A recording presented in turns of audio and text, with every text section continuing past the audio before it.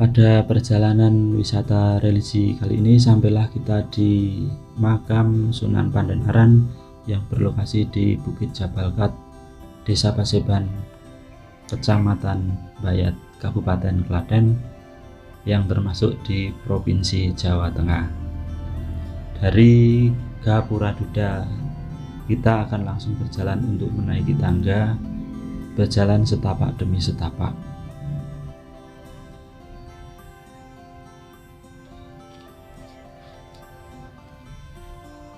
Di kanan kiri tangga ini terdapat beberapa penjual souvenir, makanan maupun minuman, termasuk juga gerabah yang tersedia di sini.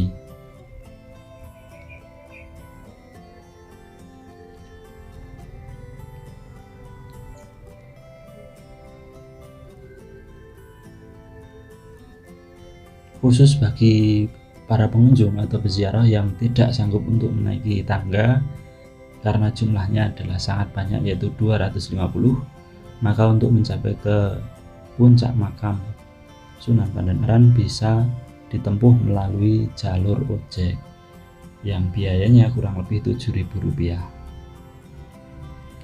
Sampai di sini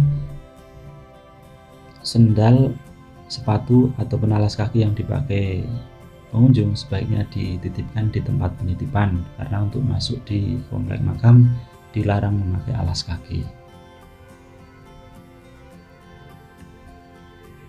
Nah, ini sampailah kita di Masjid Makam Bayat,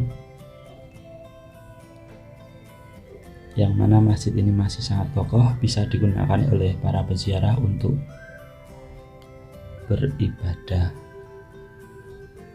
Kita lihat kondisi dalam masjid. Ini kondisinya sangat terawat, sangat bersih, dan masih sangat kokoh karena tiang-tiang atau sokonya terbuat dari kayu jati yang sangat tua.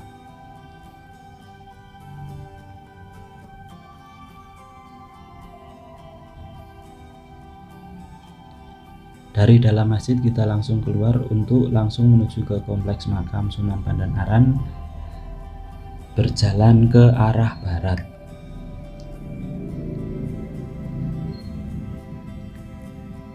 Di sana terdapat sebuah gapura jenisnya padu raksa namun tanpa atap,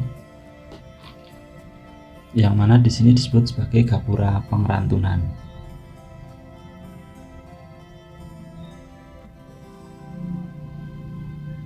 Nah, ini kita jalan melewati samping gapura pengrantunan.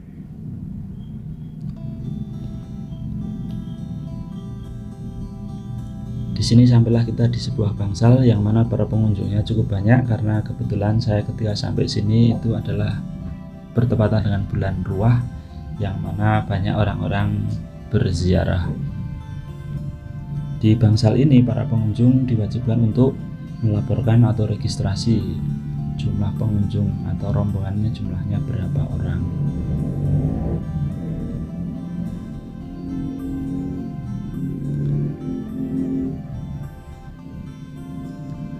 Setelah melakukan registrasi, kita bisa langsung berjalan ke arah makam sesuai petunjuk yang ada di sana. Nah, sambil berjalan menuju ke makam atau komplek pusara Sunan Pandanaran, ini sambil kita bercerita bahwa konon dulu bahwa Sultan Agung Hanyokrokusumo itu sedang berada di hutan di luar Keraton Mataram, dan ketika sedang di hutan itu beliau tersesat, tidak bisa kembali lagi ke Keraton Mataram. Kemudian Sultan Agung Hanyokrokusumo bertafakur atau berdoa di hutan tersebut, meminta petunjuk supaya bisa segera kembali ke kerajaan. Pada saat berdoa tersebut, muncullah di hadapan Sultan Agung, yaitu Sunan Pandanaran atau Sunan Bayat. Setelah Sultan Agung menceritakan apa yang terjadi, kemudian Sunan Pandanaran atau Sunan Bayat mengajarkan sebuah ilmu kepada Sultan Agung. Setelah selesai mempelajari ilmu yang diberikan oleh Sunan Bayat, maka kemudian Sultan Agung dibantu oleh Sunan Bayat kembali ke keratonnya dalam waktu sekejap mata.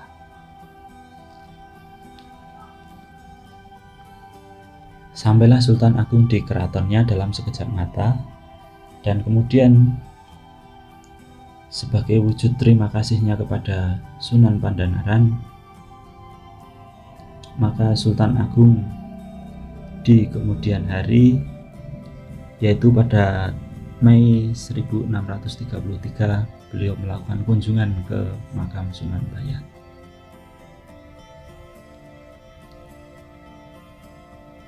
Sepulang dari kunjungan tersebut, Sultan Agung kemudian memerintahkan pemugaran makam yang terletak di atas Bukit Jabal Kat ini. Tidak tanggung-tanggung, konon sang sultan memerintahkan ribuan orang untuk membangun makam Sunan Bayat yang pengiriman bahan baku berupa batu dari Mataram tidak diangkut oleh kuda, melainkan dengan cara membuat barisan manusia sejumlah kurang lebih 300.000 orang duduk bersila dari Mataram ke Tembayat sepanjang kurang lebih 40 km. Sultan Agung memugar makam Sunan Bayat itu kurang lebih di tahun 1633 setelah membangun makam Giriloyo serta Imogiri dengan bentuk yang mirip, yaitu konsep pesarean di atas bukit.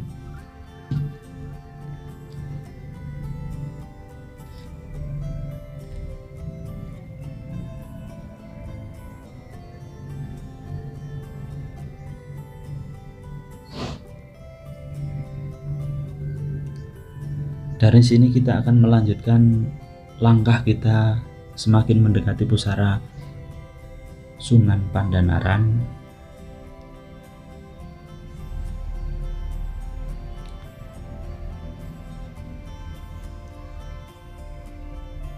Nah, ini kita melewati Bale Kencur. Kalau yang sebelumnya tadi ada namanya Gapura Segoro Muncar, yang tertulis di sana 1448 Saka.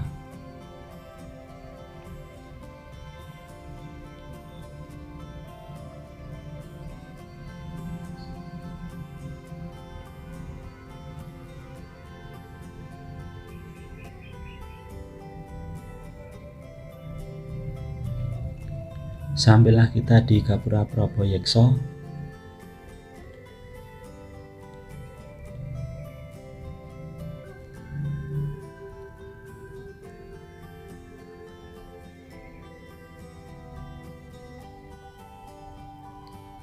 Kemudian kita masuk melalui pintu ini, lalu belok ke kanan, karena kalau lurus itu pintu keluar.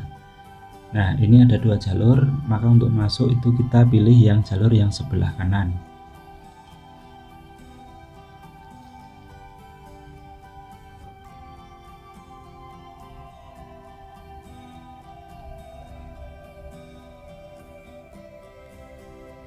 Di samping kiri dan kanan ini ada dua buah gentong, namanya gentong Sinaga, yang konon ceritanya dulu dipakai oleh Sunan Pandanaran untuk berwudu.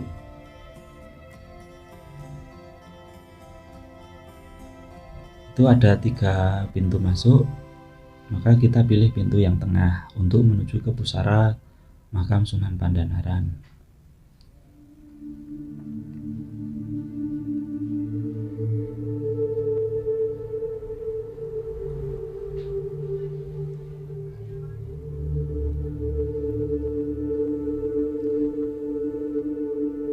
Sampailah kita di pusara Sunan Pandanaran yang berada di dalam kubah putih tersebut. Jadi Sunan Pandanaran dimakamkan di makam ini yang berada paling tinggi posisinya.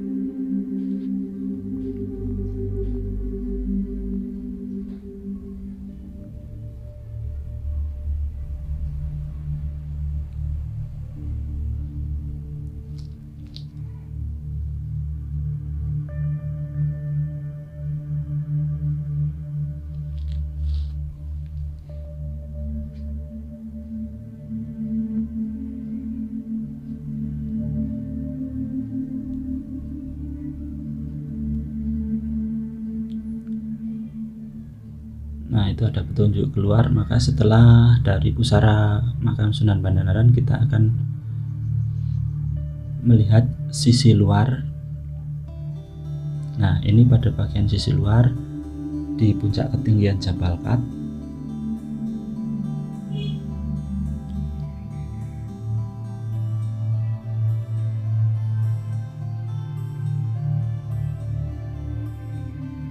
Dari ketinggian ini kita bisa melihat jalur atau nisan-nisan di komplek makam Sunan Pandanaran yang tadi sudah kita lewati sebelumnya. Di sini pemandangannya cukup indah, udaranya cukup sejuk, dan cuacanya pagi ini cukup cerah.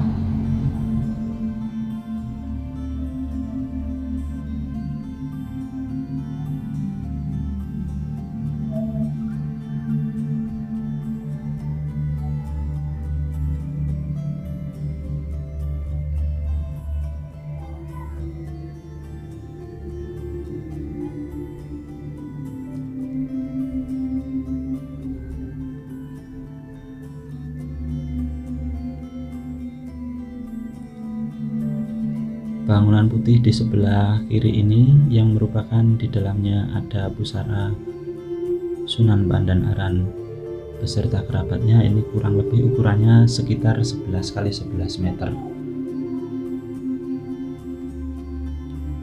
Ini kita berkeliling mengitari kompleks ini ya.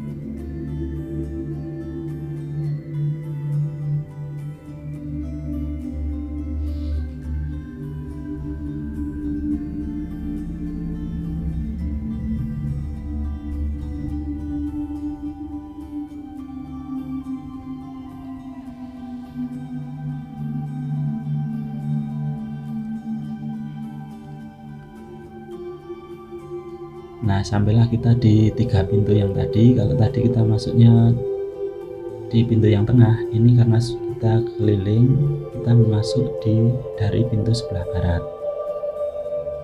Nah, itulah tadi wisata religi kita di pusara makam Sunan Pandanaran di sana tadi. Mudah-mudahan dengan berwisata religi atau berziarah bisa mengingatkan kita akan kematian dan lebih bisa mendekatkan diri kita kepada Yang Maha Kuasa. Terima kasih telah tonton video ini sampai selesai. Jangan lupa like, komen, dan subscribe di Kang Han Channel. Terima kasih.